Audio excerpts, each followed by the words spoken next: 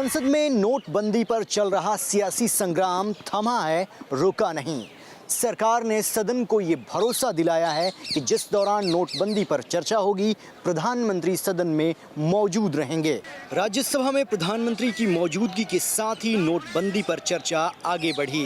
कांग्रेस की तरफ से मोर्चा संभाला पूर्व प्रधानमंत्री मनमोहन सिंह ने।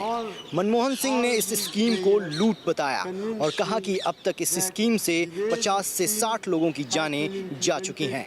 प्रधानमंत्री जी ये कहते हैं कि 50 दिनों का इंतजार करना होगा, लेकिन गरीब लोगों के लिए 50 दिनों का इंतजार घातक साबित हो सकता है। The way the scheme has been implemented, it's a monumental management failure, and in fact, it is a case of organized loot and legalized plunder of the government. Lunch के बाद जैसे ही प्रधानमंत्री सदन में नहीं आए तो विपक्ष ने हंगामा किया और सदन की कार्यवाही पूरे दिन के लिए स्थगित करनी पड़ी। सरकार की तरफ से जवाब दिया वित्त मंत्री अरुण जेटली ने। माननीय प्रधानमंत्री जी निश्चित रूप से इस बहस में हिस्सा लेंगे। विपक्ष से मैं अनुरोध करूंगा कि तुरंत डिबेट शुरू करें। कि सरकार ने विरोधी पार्टियों को ये भरोसा दिलाया है कि जब नोटबंदी पर चर्चा होगी, प्रधानमंत्री चर्चा के दौरान मौजूद रहेंगे और जरूरत पड़ी तो चर्चा के दौरान इंटरवीन भी करेंगे। वीडियो जर्नलिस्ट सुभाष चंद के साथ रविकांत राय, न्यूज नेशन, दिल्ली। नोटबंदी पर केंद्र सरकार ने सुप्रीम कोर्ट में हलफनामा दाखिल किया है।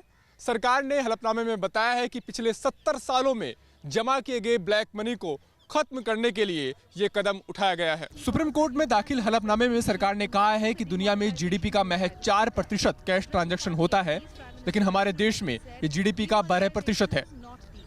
ऐसे में नोटबंदी का ये फैसला ज्यादा कैश ट्रांजैक्शन को खत्म कर उसको डिजिटल करने के लिए उठाया गया है।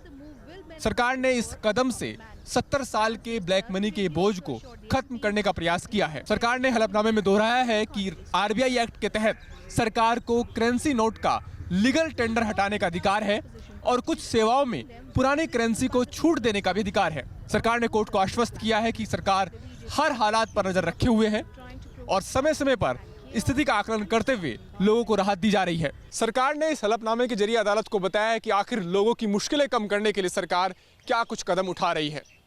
हलफनामे में यह भी बताया गया है कि आखिर इस कदम को उठाने की जरूरत क्या थी। बहरहाल सुप्रीम कोर्ट में इस मामले की सुनवाई कल होगी। वीडियो जर्नलिस्ट सत्य के साथ अरविंद सिंह, न्यूज नेशन, दिल्ली। नोटबंदी के बाद वित्त मंत्रालय की नजर जनधन अकाउंट्स पर पड़ गई है। इन खातों में हो रहे लेन देन से यह जाहिर हो रहा है कि इनमें से काफ़ी का इस्तेमाल काले धन को सफ़ेद करने में हो रहा है। नोटबंदी के बाद अब तक जनधन खातों में बड़ी राशि जमा कराई गई है और ये आंकड़ा 12 दिनों में 21,000 करोड़ तक पहुंच चुका है। जानकारी के मुताबिक जनधन योजना की शुरुआत के बाद 460 दिनों में 45,000 करोड़ रुपए जमा हुए थे, लेकिन नोटबंदी के बाद 12 दिन में ही 21,000 करोड़ रुपए जमा हो गए, जिससे वित्त मंत्रालय सतर्क हो गया है और अंदेशा है कि कुछ लोग काले धन को सफ़ेद करने की कोशिश कर रहे हैं और इस कोशिश में जनधन अकाउंट्स का इस्तेमाल हो रहा है। ऐसे संदिग्ध खातों पर वित्त मंत्रालय की नज़र पड़ चुकी है और अब इन पर कार्रवाई की संभावना भी बढ़ गई है। जीरो अकाउंट बैलेंस वाले लगभग 25 करोड़ जनधन अकाउंट्स हैं। इन अकाउंट्स में अचानक भारी मात्रा में लेन देन होने लगा। आखिर ये पैसा कहाँ से आ रहा है? इनके गलत इस्तेमाल को लेकर प्रधानमंत्री ने भी आशंका जताई थी। वीडियो जर्नलिस्ट सुभाष के साथ धीरेन्द्र पुंडीर, न्यूज नेशन, दिल्ली। जम्मू के सांबा जिले में नोटबंदी के चलते एक पिता अपने बीमार बच्चे को समय से अस्पताल नहीं पहुंचा सका, जिसके चलते उसकी मौत हो गई। दरअसल सांबा के डुंगा गांव में रहने वाले हरून का 9 वर्ष का बेटा बीमार था। अचानक जब उसकी हालत खराब हुई तो वह अपने बेटे को लेकर अपने घर से 30 किलोमीटर दूर स्वास्थ्य केंद्र की तरफ निकला। रास्ते में हरून ने कई गाड़ियों से मदद मांगी, लेकिन 500 और 1000 के पुराने नोट होने के चलते किसी ने उसे गाड़ी में नहीं बिठाया। ऐसे में हरून पैदल ही स्वास्थ्य केंद्र पहुंचा, लेकिन इससे पहले ही उसके बेटे की मौत हो गई।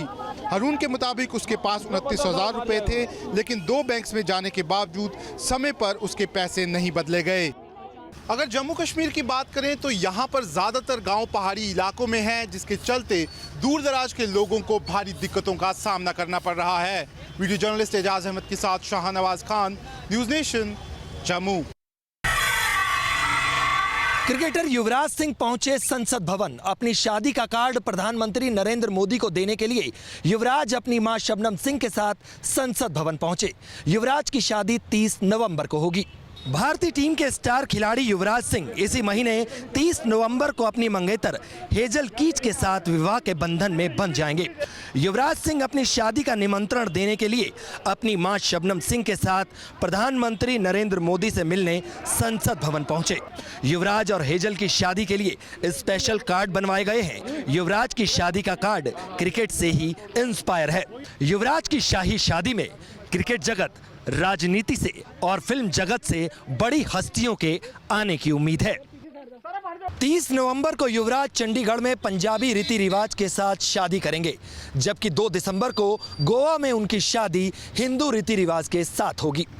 वीडियो जर्नलिस्ट जगदीश चंद्र के साथ सूरज अरोड़ा, न्यूज नेशन, दिल्ली।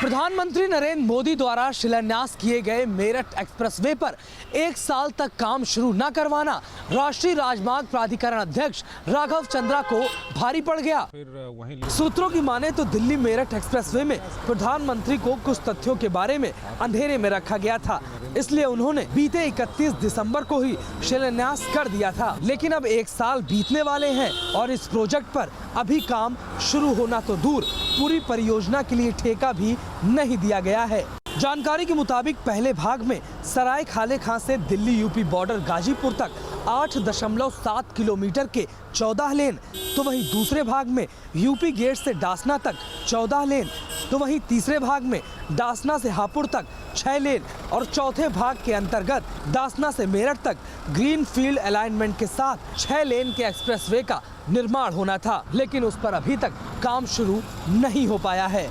हालांकि राघव चंद्रा के कार्यकाल में ही एक्सप्रेसवे की पूरी रूपरेखा तैयार की गई थी, लेकिन अब उनकी जगह नीति आयोग के विशेष सचिव युद्धवीर सिंह मलिक को नया अध्यक्ष बनाया गया है। वीडियो जर्नलिस्ट अनिल शर्मा के साथ गौरव अरोड़ा, न्यूज नेशन, दिल्ली। तेलंगाना के मुख्यमंत्री केसीआर अपने नए घर में प्रवेश करने वाले हैं। नया आलीशान घर 9 एकड़ यानी 1 लाख स्क्वायर फीट के इलाके में बना है।